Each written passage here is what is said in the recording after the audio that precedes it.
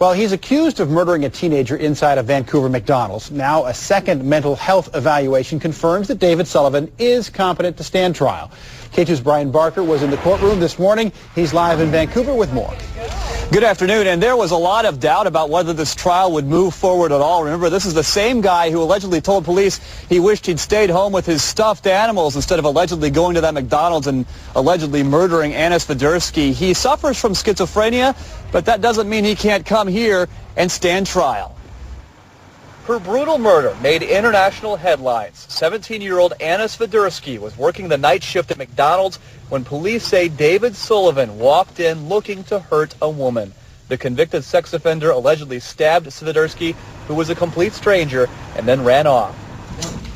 Today, Sullivan walks into court after a battery of mental evaluations. He's been diagnosed as schizophrenic, and his defense attorney tried to argue that he wasn't competent to stand trial. There's been some question as to whether Mr. Sullivan understood the nature of the proceedings and had the mental capacity to assist his defense attorney in his own defense.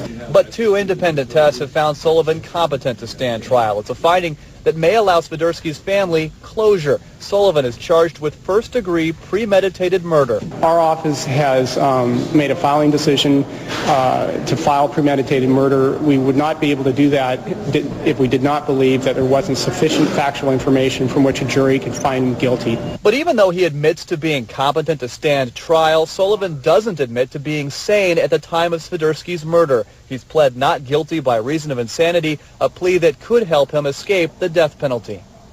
And Sullivan's trial begins January 8th. In the meantime, his defense attorney will try to gather enough evidence to prove that he was not sane at the time he allegedly committed that murder. We are live in Vancouver. Brian Barker, K2 News.